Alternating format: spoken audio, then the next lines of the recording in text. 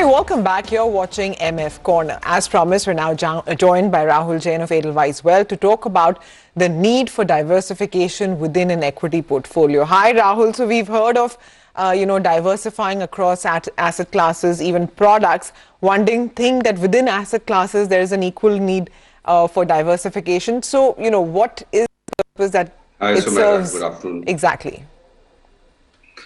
So, Sumera, I think if you look at diversification between equity portfolio, there are two perspectives. One is that you can have diversification on the basis of categories, which is like large cap, mid cap, and small cap, because they are asserted by the amount of risk you can take, what is your investment horizon, and what types of return objectives you want to make out of it. So that is one. Other is that what are the different product avenues which are available in the whole market space through which you can do your equity investments. So one is that someone wants to do directly into stocks.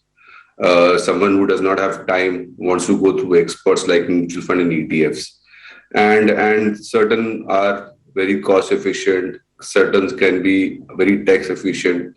So there's a composite of categories which is important from your risk point of view, your investment horizon point of view, your return need point of view. Another is on the basis of products which you can go through. It depends on the time you want to spend on your investments and what type of portfolio you're trying to create for yourself. So it will be a combination of both. So Rahul, how does a person know, the ideal amount of diversification between, say, stocks, mutual funds, or ETFs? I mean, what would be adequate, or how would you look to optimize your portfolio when you're looking at mixing all these different products? So Sumera, so there is no set rule when you want to diversify between stocks, mutual fund, and ETF. I would again go back to the earlier point that first is to first categorize between your large cap, mid cap, and small cap. And after that, it depends that how much time you want to spend on your portfolio. For example, if someone is very keen on stocks, but he does not have time and does not have expertise or knowledge about it, then it is a no for him, and then you should only look at mutual fund and ETFs in that sense. And if, for example, what we advise to clients is that once you don't have time, then move to mutual fund and ETF. And between the whole large cap, mid cap, and small cap bucket, you can start use ETF as a alternative for large cap mutual fund, because ETF is very cost efficient in terms of comparison to mutual fund. And from mid cap and small cap point of view, you can use a mutual fund as a route because you need more expertise there where the outperformance can happen to a significant size. Also, one of the other options which is very interesting is that in a part of your whole equity portfolio, I'm sure that certain part would be a long-term one. There you can use ELSS because here you get a ATC benefit also from taxation point of view.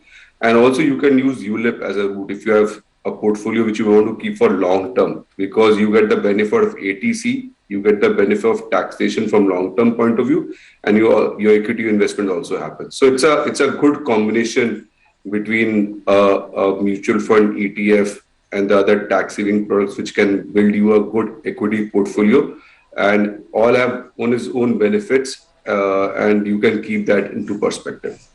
Okay. Rahul, after all, the investable universe of stocks is limited, right? And therefore, naturally, there is going to be an overlap between the three types, right? Whether you look at mutual funds, even direct stocks and ETFs. So how much of this overlap of stocks is acceptable, and how can an investor narrow it down? When is it okay to have overlapping stocks? So as long as, Sumera, you're following the philosophy of large cap, mid cap, and small cap according to your risk appetite or your investment horizon and the return what you make, and then also you have then shortlisted the type of products which or revenues which you want to invest through equities. I think then you should not worry too much about overlap of stocks, because it might become very complex for an investor to understand. I think if they have followed the first two things right in terms of diversification between the categories, large cap, small cap, and mid cap, and also use the right product avenues which might yield them cost efficiency, tax benefits, or expert advice, I think then there is no need to think too much about stock overlap, etc. It will be a very cumbersome and complex exercise. Okay, Rahul, since we have, different avenues within equity itself, would the review or reject become cumbersome? And, for somebody who's looking at adding, stocks, mutual funds, ETFs, are they to be reviewed, reject at different times, perhaps following market cycles, etc.? I mean, how does a person go about it? So, if you follow the category rule well, the large cap, mid cap, and small cap on the basis of your risk appetite horizon and your return, and then use the right suited product for yourself. For example, you're taking a large cap through a ETF route, a mid cap and small cap through a mutual fund route. Also, you can put some part of your portfolio, equity portfolio, in ELSS or ULIP, which will give you a lot of tax efficiency as well, and also achieve your purpose of doing equity investments. I think once you're able to do this well, I think then there is no too much of rejig needs to be done on a very regular basis. I think reviewing is very, very simple because you are looking at your portfolio anyways on regular basis, and you can look at it, and then you can think about rejigging once in a year if you think your risk or appetite, etc., is going up or going down, and then you can rejig between the small cap, mid cap, and large cap. Otherwise, I think there is not a much requirement of rejig is required. And reviewing is in that sense very simple, Sumera. All right, Rahul, thanks very much for joining in to talk about how best to use diversification within an equity portfolio. With that, we're going to wind up on the show, but do remember to keep sending us your queries. We'll take them up with our experts through the week. As we wind up, we leave you with some important market opinion that's come in from Mahesh Dandurkar of Jefferies.